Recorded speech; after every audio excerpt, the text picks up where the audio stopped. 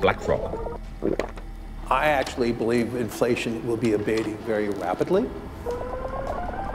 We now have $170 billion of dry powder available to invest. BlackRock and Blackstone are finance companies that control trillions of dollars worth of assets between them. BlackRock, State Street, and Vanguard control $22 trillion in assets, which is roughly the equivalent of the entire gross domestic product of the United States of America. There's a good chance that some of your money is controlled by one of these companies without you even knowing about it. And what if I also told you that it's very likely you are responsible for the funding of this company and allowing it to do what it does? BlackRock was one of the largest investors in the ill-fated FTX, and Blackstone has been blamed for single-handedly causing the housing affordability crisis. But how do these companies actually work? And are they really the most evil businesses in the world?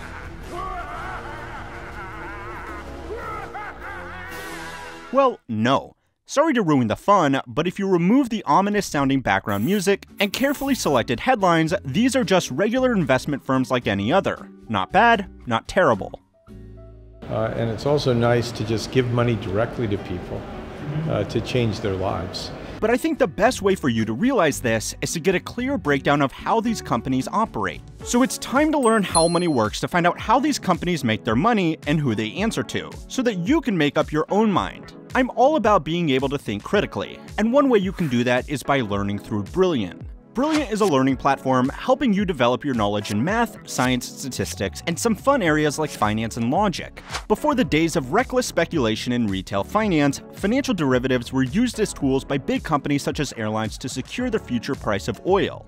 Brilliant offers a course in highlighting what these financial tools are and helps you learn about derivatives and fixed income so that you understand how these products work, so that when you learn more about them, you can understand why they're so risky to use in retail trading activities. From a former financial professional to you, let me say this. Understanding options, Greeks, and futures contracts and the risks associated with them will help you understand finance a lot better. Brilliant offers an interactive way to learn. It doesn't just give you a lesson and expect you to retain what it told you. It regularly tests your knowledge to help you actually learn the subject. No matter if you want to learn from your computer or your phone, Brilliant makes the learning experience fun and easy. To get started for free, go to brilliant.org/howmoneyworks or click the link in the description, and the first 200 of you will get 20% off Brilliant's annual premium subscription. BlackStone and BlackRock are both asset management companies based in New York, and they both have Black in their name. But that's really where the similarities end. Blackstone is an alternative investment management company that was founded in 1985 by Stephen A. Schwarzman and his former boss from Lehman Brothers, Peter Peterson. Yes, that's his real name. This is how the company got its name. Schwartz is German for black, and Peter, Petros or Petra in Greek means stone, hence Blackstone. Blackstone raised money from very rich people that wanted to make investments that weren't available to regular folk. The company originally started by underwriting mergers and acquisitions of other companies.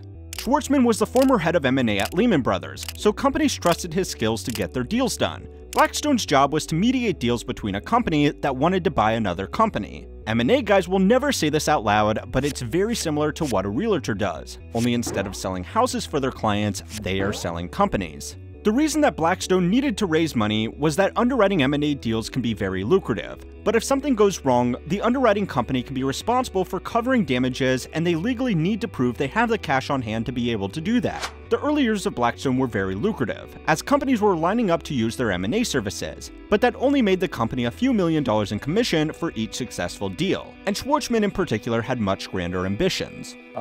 Where I'm really confident is when I've thought about something and I've figured out, what a solution is, and then I'm willing to bring that to anyone at any level in society. I've always been like that because I'm just trying to be helpful. He wanted to raise a private equity fund, which is a fund that invests in companies that are not listed on public markets. Blackstone wanted to get into private equity because the freedom to invest in assets that are not usually available to regular people meant that they could make big returns and charge big fees. The problem was that Schwarzman and Peterson struggled to find investors because people were very happy to invest in their business doing M&A, but neither Schwarzman or Peterson had any direct experience in company buyouts. To initially get around this, Blackstone adopted a merchant banking model, which is just a Wall Street way of saying that they would enter deals with an investor partner. They would provide the M&A services and general business expertise, and the investor partner would provide the capital. This strategy didn't last much longer than a year, but it did allow them to demonstrate to their wealthy investors that they were more than capable at making their own private equity deals, so raising their own money was no longer a problem. We ended up raising the biggest first-time fund in history with two people who'd never made an investment just by force of will. So it does show you that force of will counts. By 1988, Blackstone was branching out into lots of different investment vehicles, including a new business venture that would aim to do almost the exact opposite of what their business was doing at the time. BlackRock was formed as a 50-50 partnership between Blackstone and a handful of Wall Street veterans, including Larry Fink, who was a senior executive at Blackstone but moved over to be the CEO of BlackRock. If you are still confused by the names, you should know that Schwartzman and Fink did this intentionally. They were warned not to make the company name sound too similar because it would cause confusion, but they did it anyway because they liked the idea of having a family of investment companies. While Blackstone was focused on working with wealthy investors who wanted access to deals which were not available to the general public, BlackRock was founded with the idea of making investing into public companies as easy as possible for regular people. BlackRock's primary business is index funds. These are pools of assets that BlackRock will blend together and then sell shares of while charging a very small fee for this service. BlackRock offers these shares directly to investors and also sells them on dozens of different securities exchanges all over the world. This can be very convenient for investors who want to have investment exposure to different markets but don't have the resources to purchase foreign assets directly. Together with State Street and Vanguard, BlackRock is one of the big three index fund managers, and is actually the largest of the three thanks mostly to indexes that many of you would be familiar with, such as eViL, which is a weighted index of the S&P 500 and currently has $295 billion in assets under management just by itself. And the scary part is that if this trend continues, then those fund managers in those three companies will have total control over all the major US corporations. The benefit of this to normal investors is that they can get a diversified portfolio of investments without having to buy a weighted portfolio of shares all by themselves, which would cost over $2 million at minimum just to have a weighted exposure to a group of shares like the S&P 500. Today, BlackRock controls over $10 trillion in assets under management, and Blackstone, the original private equity company, has $800 billion in assets under management. That might sound like BlackRock has gone on to be much larger and more successful than the company that founded it, but BlackRock only makes a tiny commission on the assets it controls, so even though Blackstone controls less than 10% as many assets, it still makes about the same total revenue and net profit. BlackRock was just another investment to Blackstone, and despite the similar name, Schwartzman's company sold off its shares in BlackRock in the mid-1990s. Today, the companies have little to do with one another apart from their name and shared history. In fact, when I think about the really bad people, E-Corp, the largest conglomerate in the world, they're so big they're literally everywhere. So, are these companies evil?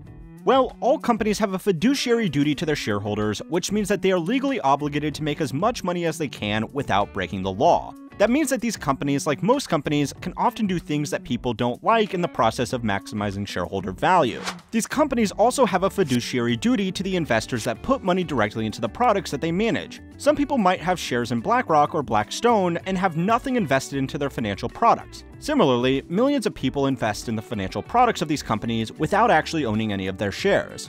If you are still confused, think of it like a bank and a bank account. It's possible to own shares in a bank without having a bank account with them, and it's also possible to have a bank account at a bank that you don't own shares with. But either way, you would really want to make sure that the bank is doing its best to make sure that your money is well protected.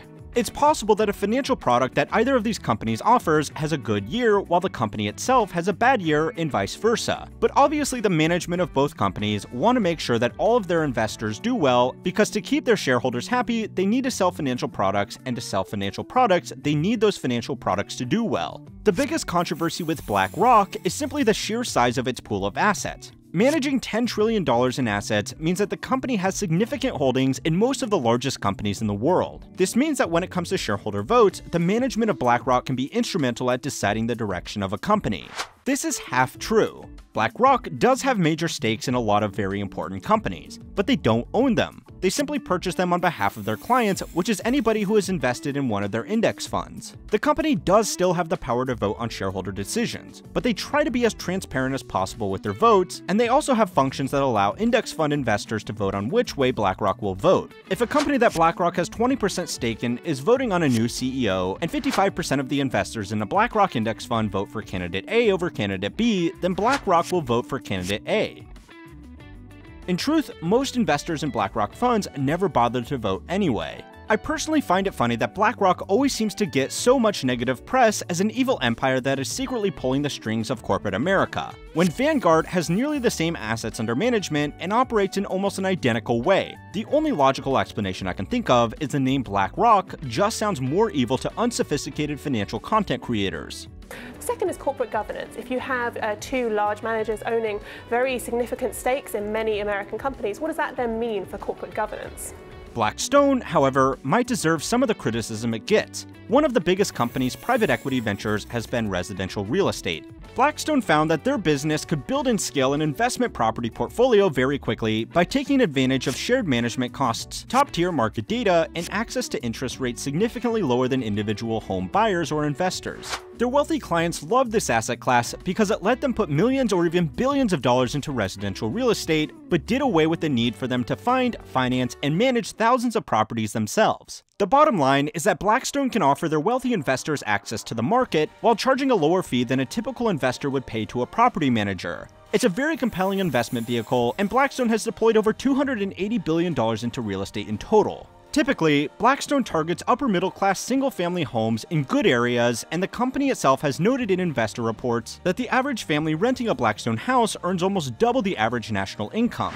The company does also invest into commercial properties like malls, factories, warehouses, and medical centers, which were actually the first pieces of real estate that the company targeted. Schwartzman said that dental offices made great investments because not many people thought to invest in them, and that dentists were great tenants because they had high incomes and didn't want to be kicked out of their office because the cost to refit a new clinic was very high. Blackstone has done well for its investors by buying real estate, but that success has potentially come at a great cost to regular people that just want to buy a house to live in. For individual home purchases, Blackstone has practically infinite capital, and it's often not worth the time of a regional managing director to haggle over the price of a home. This has meant Blackstone often comes into home sales and offers well above asking price to create a quick sale so they can quickly move on to their next purchase. Overpaying for real estate might not sound like a great long-term business strategy, but if Blackstone owns enough homes in an area already, then overpaying for one property can push the value of all their other homes up because realtors and appraisers use those recent sale prices to make price guides for future sales.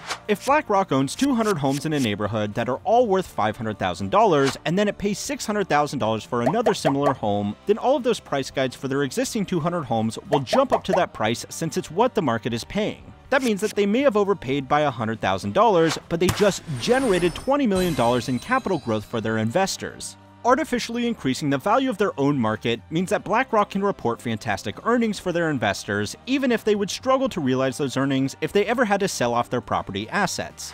When private equity does this, it's called the mark-to-market fallacy, and it's normally a big red flag when investing in a private company. But for single-family homes, it's easier to say that the house was different to the ones they invested in earlier to justify the price premium. Stretching the truth to investors is one thing, but this whole process has had its part to play in the house price increases that are making it harder for people to simply find a place to live. For perspective, Blackstone only owns 0.2% of all single-family homes in America, and more broadly, all institutional investors collectively own about 0.6% of single-family homes. That's still a lot of homes, but hopefully it shows that what you might have heard about Blackstone buying up all of the property in America and pricing regular people out of the market simply isn't true. Blackstone and BlackRock are just vehicles for all different kinds of investors to put their money to work, and it's these two companies' responsibility to make those investments as profitable as possible. The menacing names of these very large and largely misunderstood institutions are probably where most of the controversy comes from. They are by no means forces for good in the world that their company websites would have you believe, but they are not evil empires after world domination either. If you want something to actually get angry about, it is the companies that are engaged in outright fraud. Because even if you have never fallen for a scam or invested in a company like FTX, this next video will show you how fraud has cost you your financial future. A special thanks again to Brilliant for making it possible for everybody to keep on learning how money works. Does it ever bother you that the corporation we work for is like Evil? Every corporation is evil. At least we get health benefits. Yeah. Wait, you get health benefits?